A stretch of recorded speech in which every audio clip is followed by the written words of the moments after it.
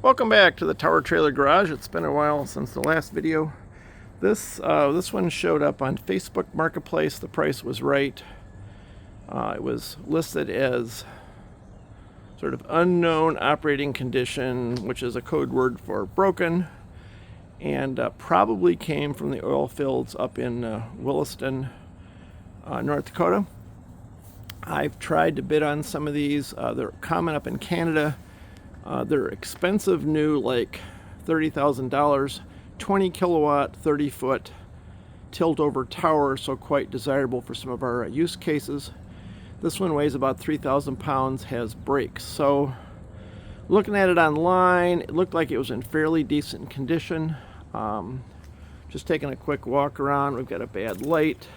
We're missing one of the outriggers. Those are easy to come up with from parts from Harbor Freight, etc.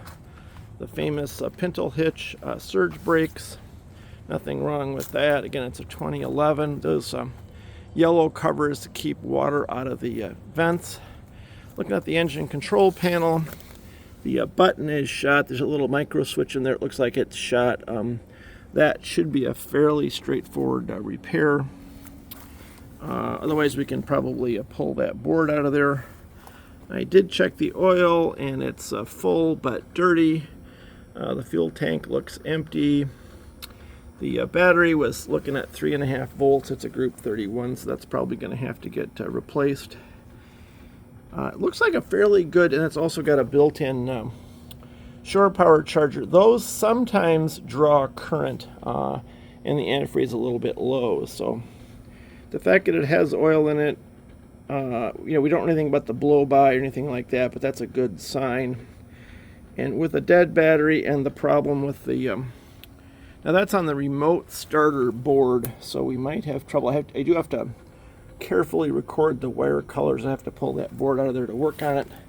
Looks like there's some capacitors in there, and it also has, looks like a electronic engine control board as opposed to the capacitor type in some of the smaller, older units. Don't love the yellow color. It's not really friendly for residential storage. Again, looks like it's in fairly good shape, and it's got, from the looks of it, one, I didn't notice this when I picked it up, one broken bracket. You really can't put a, like a lag bolt in there, because this is just cheap pot metal and it'll crack. So I have to take it apart. Also got a little bit of water in there. Probably take it apart, take the socket out, and drop in, say, a quarter 20 stainless bolt. But actually on this one, the top two lights are going to come off for antenna mounts. And then we've got the electrical, so we've got the 4 sets of the 115 volt. This one is a California, which is a 50 amp 240 single phase, and then these are very handy. These are the L630s, 30 amp 4-wire that have the neutral, and those are handy. That's kind of the modern standard. They're super easy to convert over to things like running the 30 amp RVs. 50 amp RV can come right off the California. Also, we've got a couple of those little junction boxes. Spider boxes is one of the brands, I think. So you take L630, so 30 amps at 240, and you can break it out into multiple 115s, because you can use the neutral to split those out. So one more thing I noticed, probably needs a wheel bearing. Got a little worm coming home. It's like some grease coming out, but that's standard 6-wire, 5 lug, and we just have to take the hub apart, check the bearings, put some new grease in it. So again, generally in good shape. We need a roller jack on the front, and then we have to replace the one jack here. Actually, we need 2 jacks.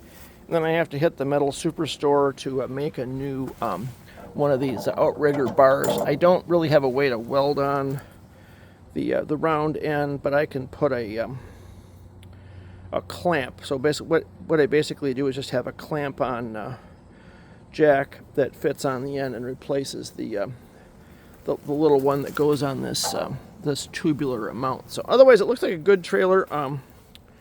We have a really serious use case for these after our experience with the Minnesota exercise, where we needed a lot of tower trailers. We also have a new use case for providing power to portable cell towers, one of which was an L630.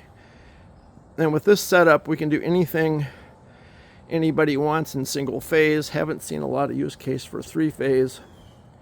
And this is going to be 50 amps at least at 240, possibly more. I have to do the math on the actual generator. Of course, we have to get it running first. So more to follow. We're going to go get a battery. We're going to go get a couple of jacks, and we're going to try and start it up and see how that goes. Thanks for watching.